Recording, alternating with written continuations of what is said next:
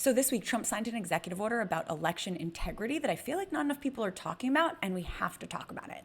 I'm Eliza Orlins, career public defender for 15 years in Manhattan, and this executive order about protecting integrity of American elections isn't actually about protecting democracy.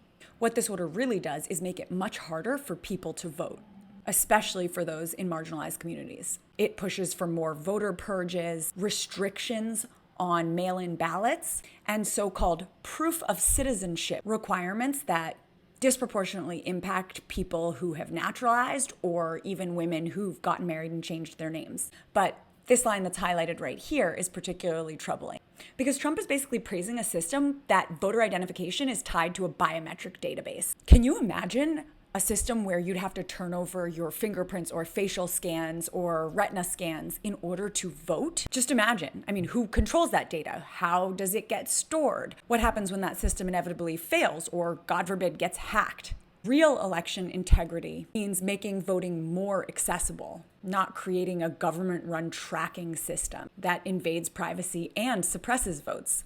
I also found this line interesting, where he basically criticizes the American patchwork of voting methods.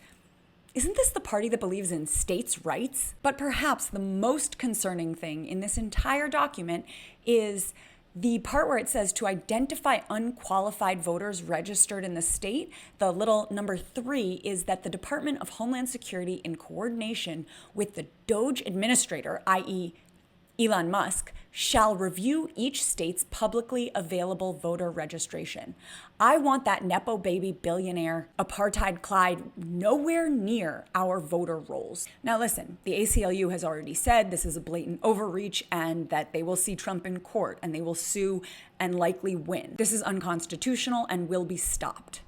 But I thought it was important to highlight because we can't just allow these things to pass by without anyone paying attention. While these attacks on voting rights don't always make headlines, if we are silent and not watching, then they can chip away at democracy one restriction at a time. We deserve better than politicians weaponizing xenophobia and this myth of voter fraud to take away our rights. We need to fight back, and we are.